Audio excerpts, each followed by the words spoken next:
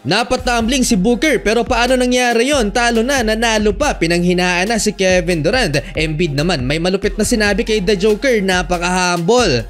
So eto muna, Battle of MVPs, Joel Embiid versus Nikola Jokic. May dalang gigil itong laro ng reigning NBA Most Valuable Player tuwing makakatapat niya si The Joker. Hindi naging maganda ang ending para kay Jokic dahil lumabas na parang pinag-practicean lang ni Embiid si The Joker sa endgame. Though nagtala ng monster stats si Jokic, 25 points, 19 rebounds, kitang-kita kung bakit mas angat si Embiid sa MVP race. Halfway ng final quarter, Joel Embiid to break the tie nag-Eurostep kay Nikola Jokic. Pang 32 points na ito ni Embiid at 18 consecutive games na nagtala ng 30-point game. Down the stretch, nagtala ng 11 straight points sa Embiid para buhatin ng Sixers at nilabas na niya ang kanyang signature Shelly sa end 1 jumper laban kay Gordon. Para gawing 8 points ang lamang ng Philly, jab step kay Nikola Jokic, 3-pointer ni Joel Embiid, 121-113. Etong mid-range jump shot lang ang natataying sagot ni The Joker kay Embiid sa endgame. Di rin nakaporma si Jamal Murray sa depensa ng Sixers at Embiid to finish the game and 1 driving layup laban kay Nikola Jokic. Panalo ang Philadelphia 126-121.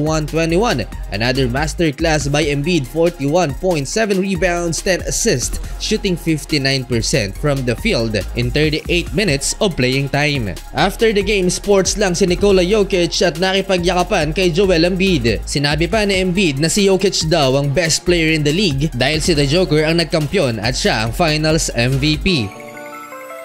Phoenix Suns versus Sacramento Kings. Pag matalo ang Suns dito, magkakaroon ng chance ang Jazz na makuha pa ang 8 spot sa West kung magpatuloy ang kanilang panalo. Well, first quarter na 0 si Kevin Durant pero 1 shot attempt lang si KD. High scoring game, 39-27 in favor of Kings. Total team effort. Second quarter dito pa lang nagtala ng kanyang unang field goal si Durant, mid-range. Binuhat ni Grayson Allen ng Suns with 20 points pero tambak pa rin sila ng Sacramento. Step up si De'Aaron Fox with 17 points. Ang big 3 ng Suns, Booker, Beal, and Durant combined only with 23 points of first half, 68-51. Napangiwi naman si Malik Monk nang saluhin ang braso ni Durant, parang nasuntok ng boksingero mga idol ang 6th man ng Kings. Third quarter, kinakapos ang Phoenix Suns, magmi-mini run sila, sasagutin naman kagad ng Sacramento Kings at lolobo ulit sa 20 ang lamang. Kahit si Kevin Durant frustrated mga idol, X-Factor si Eric Gordon sa late run ng Phoenix Suns at naibaba sa 12 points ang lamang ng Sacramento Kings, 96-84. Patawa-tawa pa si Devin Booker. Fourth quarter, hindi pa tapos ang laban, buhay pa ang Phoenix Suns at napabuhat mga idol ang big 3 sa last 4 minutes. Durant running dunk and 3-pointer, kinakabahan na ang Sacramento sa comeback ng Phoenix dahil baba sa single digit ang lamang ng Suns.